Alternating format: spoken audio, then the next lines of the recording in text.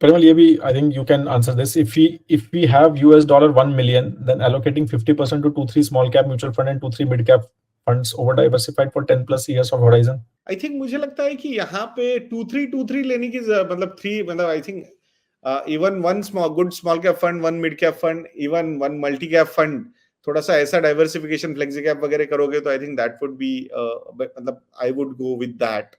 बाकी ओवरऑल अगर इतने सारे मिड कैप और इतने सारे स्मॉल कैप लेने हैं तो आई थिंक इंडेक्स फंड ही ले लो फिर मिड कैप और स्मॉल कैप का एक आई think that would be better. True. नहीं, एब्सोल्युटली. और मतलब सीरियस अमाउंट है तो आपको लार्ज कैप एलोकेशन, मुझे नहीं लगता कि अगर यही अमाउंट है मतलब आपका उसके अलावा लार्ज कैप एलोकेशन है, that's a different story, right? But I don't think that serious amount should be only in small सुविधा में डाल देते, मतलब बस एक लाइन में आपने डाल दिया, बहुत सारे एंगल होंगे वहां पे, हमें पता भी नहीं है कि आप कैसे रिएक्ट करोगे. Are you ready? चलो हम बोल देंगे. चलो मैं एग्जांपल देता हूँ. 2008 की तरह सिचुएशन आ गई और 80% आपका फंड का पोर्टफोलियो नीचे चला जाता है, 70-80%. So what will you do?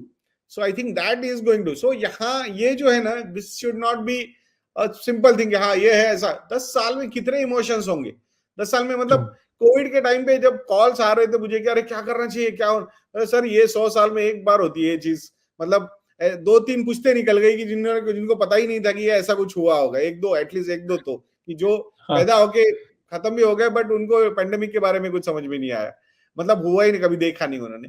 तो ऐसी चीज अगर हो रही है तो इट्स बेटर कि let's not react, let's wait. जिंदा ही रहते हैं अभी, बाद में देखेंगे. मतलब क्योंकि बोला जा रहा है 10% लोग मर जाएंगे तो who knows किसका नंबर आएगा किसमें. तो इट्स बेटर कि जस्ट स्टे अलाइव एंड बाद में देखेंगे. तो उस एंगल से ये चीज है, कैसे कौन क्या इमोशंस रखेगा कब, we don't know. So it's always better to have that risk profiling का एक प्रोसेस, डिस्कशन. समझो गोल्स क्या है, क्या नहीं है, अब तक कैसा एलोकेशन क्या है, कि अब तक हुआ है कि आपका कभी स्मॉल कैप मिड कैप में एलोकेशन, आपने कैसे रिएक्ट किया है उन चीजों को. तो हम बोलते हैं कि 10+ ईयर. हम क्यों बोलते हैं 10+ ईयर्स अगर इन्वेस्टमेंट होराइजन मिनिमम होना चाहिए उसके लिए? उसके पीछे का रैशनल क्या है, उसके बीच में क्या वॉलेटिलिटी आ सकती है. मतलब ऐसा बोलना क्या, कैन यू टेक मतलब ऐसा 30-40% का लॉस ले सकते हो क्या? मतलब देख सकते हो क्या notional loss at some point of time, या 2-3 बार भी ये साइकिल आ सकती है? Will you be able to see that? ये सारे क्वेश्चंस है. अगर इनके आंसर्स यस आ रहे तो then one can take that particular call. Otherwise it's better कि प्रॉपरली एनालिसिस करके, रिस्क प्रोफाइल करके, प्रॉपर सेशन करके किसी भी एडवाइजर के साथ कर लीजिए रिस्क प्रोफाइलिंग का, फाइनेंशियल प्लानिंग का सेशन. गोल्स के हिसाब से इन्वेस्टमेंट कीजिए. I think that would be a right thing.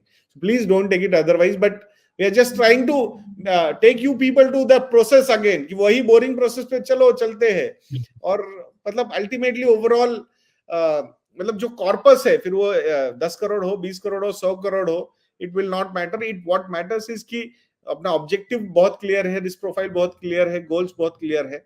So then managing behaviour gets clear and that helps you in managing your overall portfolio very well.